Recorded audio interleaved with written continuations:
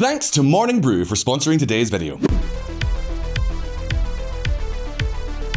Fasten your seatbelts because we are in the middle of the biggest energy crisis in the last 50 years. But you already know that. Everyone is paying a fortune to have electricity and gas in their homes. And in some countries, the price of gas has tripled. But that's not the worst of it. If you're watching this video from Central Europe in countries like Germany or the Czech Republic, your biggest nightmare is not that they will keep raising the price of gas even higher. Your biggest nightmare is that, plain and simple, you won't have anything to heat your home with this winter. To give you an idea, at the time of making this video, Germans were rushing to buy electric heaters. Amazon Germany is already giving out months-long waiting lists to ship electric radiators. That's right. Radiators are, in 2022, the equivalent of what toilet paper was in 2020. And I know what many of you are thinking. This is nothing new. In the fall of 2021, we were also talking about a natural gas crisis. Prices had also shot up. Two phenomena came together. Years of disinvestment in fossil fuels and a rise in demand for gas. Skyrocketing prices followed. But this year is different. We have to add the war in Ukraine and the sanctions on Russia. In other words, the current scenario could be summed up in one sentence. Every man for himself! By the end of this video, you will understand the three most likely scenarios we could be facing. And yes, the last one really is concerning. And there'll be some of you who say, well, I don't live in Europe. Why do I care about all this? Well, you had better worry, because this crisis is global and it is already affecting countries as far away as Pakistan. We are about to enter one of the most uncertain winters we have ever experienced. The gas crisis can have all kinds of consequences. Consequences as crazy as this one. Could there be a beer crisis? Czech breweries could be stifled by gas shortages. We could really run out of beer? Sorry guys, video's over. So the question we're asking today is, could Europe really run out of natural gas this winter? How does this affect other countries? What are the exact figures of the crisis? And what can Europe do to avoid an apocalypse? Today, we're going to answer all of these questions. But first, let's take a look at some history. Before we do that, if you're watching this right now and you follow VisualPolitik, it's because you, to a greater or lesser extent, care about what's going on around you. You're interested in knowing what's going on in the world, right? If I'm right, we are absolutely sure that Morning Brew is something you'd be into. Morning Brew is a free daily newsletter, a 5-minute shot of news items that are actually fun to read and informative. It's the best way to start the day. For example, they recently talked about the credit card problem in the United States and how the total amount of outstanding credit card debt climbed to a staggering $890 billion. They also dedicated an article to how remote working is affecting the coffee shop business in some parts of the United States, such as Florida and New York. It's really interesting. So, if you want to get informative and witty coverage of the news that doesn't waste your time, subscribe to Morning Brew. Even better, it's completely free and it takes fewer than 15 seconds to subscribe. Click the link in the description below to subscribe to Morning Brew today. And now, check this out.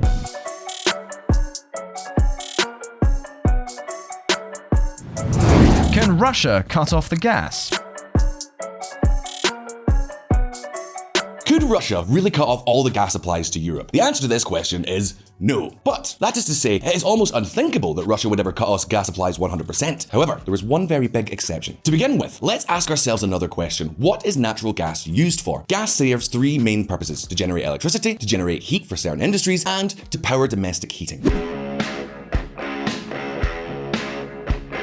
To give you an idea, gas accounts for around 21% of the energy mix of the entire European Union. However, not all countries have the same energy mix. For example, in Finland, gas accounts for only 7% of the mix. The rest of the energy comes from renewable sources and nuclear reactors. In countries like Poland and the Czech Republic, we're talking around about 17%. The Czech Republic supplements with nuclear power and Poland has coal. However, in Germany, they are close to 26%.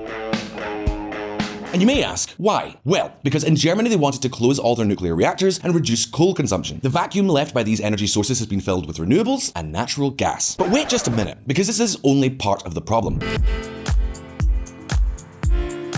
Regardless of the energy mix of each country, there is only one area in which natural gas is irreplaceable. For example, blast furnaces in steel mills can only be fired with natural gas. There are a lot of industries that run on natural gas, and not only that, 40% of the heating systems in the whole of Europe run on natural gas. That is, no matter how many alternative energy sources we want to use, gas is essential to have to heat at home. And I know what some of you are thinking, especially those of you who are watching this video from warm countries. Well, it's not that much of a problem. Europeans can buy some extra blankets this winter and problem solved. Haha. Although, have you ever spent a winter in the Czech Republic? It's easy to get to minus 15 degrees Celsius. That's 5 degrees in Fahrenheit or other made-up temperatures. It's no joke. Spending a winter without heating is simply unimaginable. And unless you've been living in a cave almost all of 2022, you already know that most of the gas we consume in Europe comes from Mother Russia. Take a look at this map. Overall, Russian gas accounts for 40% of all gas consumed in Europe. There are countries with less dependence. For example, the Spaniards and the Italians will pay much more for gas this winter, but they will have gas. Why? Because practically none of it comes from Russia. However, there are countries where almost 100% of their gas comes from Mother Russia. But of all the countries with problems, Germany takes the cake. Not only are they particularly dependent on gas, they are also dependent on Russian gas. I would also like to make a special mention here of Poland. Poland is one of the few countries in Europe that took the problem of dependence on Russian gas seriously and built a pipeline with Norway before it was too late. Thanks to that, they are now much better prepared to deal with this crisis. But we'll talk about that later.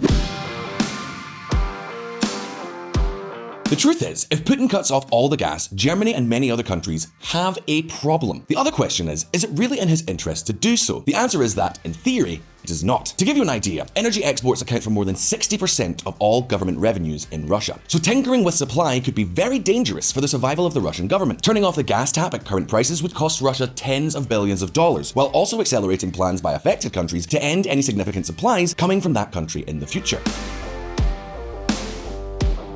Europe is by far Russia's best customer, and that's not all. Russia cannot change customers overnight. The gas fields are connected by pipelines to Europe, and there is no time to build connections with other countries like China or India, nor can they send it by ships. And that's because, well, almost all of the gas fields are on the Arctic coast. Good luck sailing a liquefied natural gas vessel in the middle of winter in the Arctic Ocean. In other words, without the money it receives for gas, the Kremlin can no longer finance the Ukrainian war, neither that nor its own running costs. And you'll say, okay, so that's the end of the problem, right? Putin is not going to cut off the gas. Matter solved. Well, no, not at all. Check out this next graph.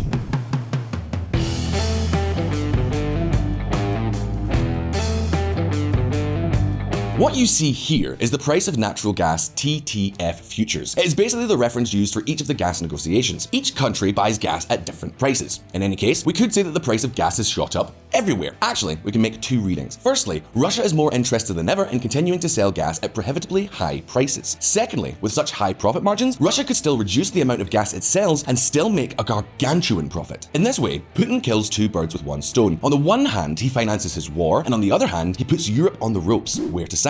So the question is not whether Putin or not will cut off the gas, but how much is he going to reduce the supply by? 20%? 50%? 80%? As you can imagine, nobody can predict the future, but we can make an estimate here. How? We could calculate how much money the Kremlin needs to balance its books this year. From there, we can use the price of gas futures as a benchmark. The more expensive the gas is, the more Russia will be able to reduce its supply. Of course, this serves as a very rough estimate, but the exact prices at which gas is purchased cannot really be known. And at this point, I know what some of you are thinking. Do you really think that Putin is so evil? Do you really think that a serious company like Gazprom is going to break the contracts it has signed for years? This is business we are talking about. And yes, you guys are right. Gazprom is not going to say, we want you to stop selling gas to you because we want you to be cold this winter. Vengeance is mine! No, we're talking about a world of serious people. In these environments, they resort to excuses. Do you want an example? Well, I'll give you one.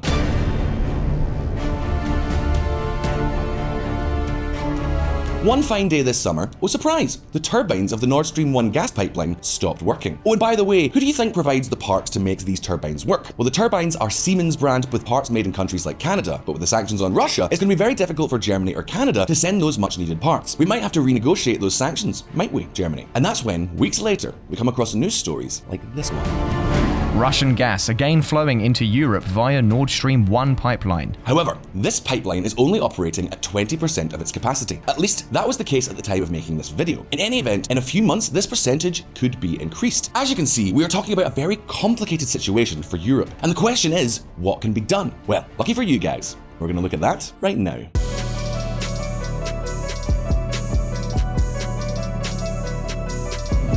Stocking up for the harsh winter.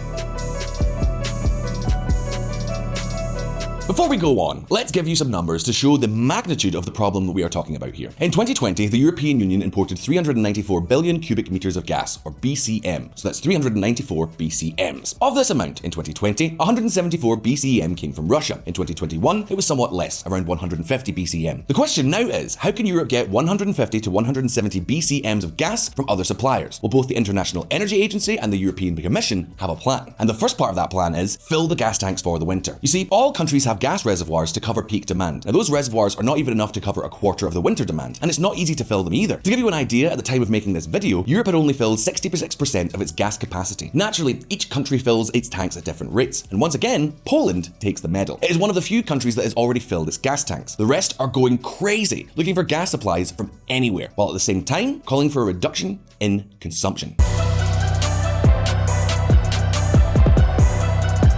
According to the International Energy Agency, if all Europeans agree and reduce their thermostat by 1 degree this winter, they could reduce between 10 and 12 billion cubic meters of gas. That is between 10 and 12 BCMs. Is this a good idea? Yes, but it is not enough. 12 BCMs is small potatoes compared to the 174 BCM target we were talking about before. So what's the next step? To look for alternative gas suppliers. Let's see what other countries sell gas to Europe. Here's another graph.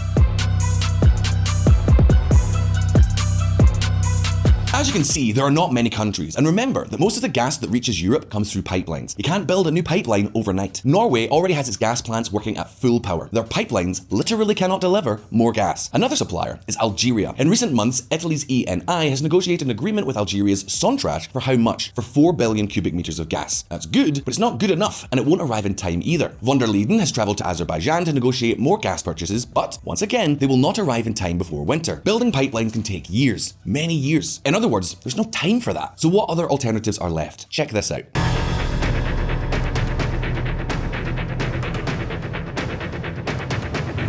Every man for himself. Imagine a methane tanker. That is a huge ship carrying liquefied natural gas. It's about to reach the coast of Pakistan. From the port, you can see it approaching the horizon. However, just a few miles from arriving, it turns around. Why? Because at the last minute, the captain got a call. Sell that gas in Europe. They will pay you so much more money. What I have just described is a real situation. It has happened, and not just once, but several times in the year 2022. The gas market has become a real Turkish bazaar. Think of it this way. There are two ways to buy natural gas. One is by pipeline, and the other is by ship. In this case, we're talking about liquefied natural gas. The gas that comes by pipeline is negotiated through large contracts, and there is always politicians involved. For example, Mario Draghi himself, when he was still Prime Minister of Italy, was present at the signing of ENI's contract with Sonatrach. Normally, we're going to talk about contracts for gigantic amounts of money and in the very long term. Some can extend to more than 10 years. The advantage of buying gas prices in this way is that the prices are super low. LNG can be up to 3 times more expensive than a pipeline of gas. So since Europe already has cheap gas, it bought hardly any ships. However, now Europe is desperate for gas, and it has a hell of a lot more money than other countries like, for example, Pakistan. We're in a price war. In this case, we're not only talking about big contract signs between politicians, all kind of independent gas traders are also involved. The slogan is, whatever the others pay you, the Europeans will raise it. By 2022, Belgium is estimated to have increased its LNG purchases by 650%. Meanwhile, Pakistan's purchase of LNG has dropped by 72%. Put another way, Europe is buying a good part of the gas that would otherwise go to Asia. And where does this liquefied natural gas come from? Well, mainly from the United States, but that's not the only place. Europe is buying gas from all sorts of countries. Qatar, of course, Egypt, Nigeria, etc. The question is, will there be enough to supply the 174 billion cubic meters of Russian gas? Well, frankly, it's kind of complicated. Remember again, depending on the year, Russia sends between 150 and 170 BCMs. It may be a little less, but basically we have to fill a shortfall of between 150 and 170 BCMs. At this point, it is estimated that Europe could buy an extra 50 BCMs of LNG from other suppliers.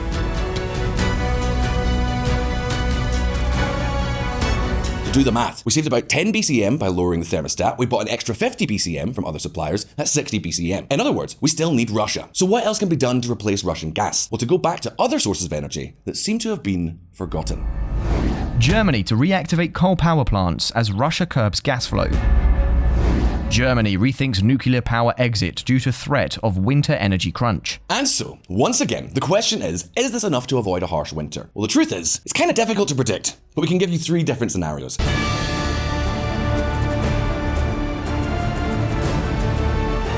The best one is that Russia doesn't turn off the tap too drastically. Let's say they keep sending 60% or 80% of the gas. In this case, the biggest problem will be the wild rise in prices. An economic problem, but better than nothing. The half-bad scenario is that Russia shuts off gas a bit more. In this case, governments would prioritize households over industries. Many factories would have to close. Czechs would be left without their beer, but they would not freeze to death. The really bad scenario, though, would be if Russia turned off the tap and would only sell us 20% or so. In that case, we could be in the situation of gas rationing at home. That is, it could be the case that in some countries in Europe, the heating could only be turned on at certain times of the day. And at this point, the question now is over to you. Which of these 3 scenarios do you think we're going to end up in? Is it possible to find new gas suppliers before next winter? You can leave me your answers in the comments below. And as always, don't forget that here on VisualPolitik, we release new videos every week. So subscribe to this channel and hit the little bell button down there so you don't miss any of our updates. If you like this video, like it, and I'll see you next time because I've got to go and panic buy beer. Ciao.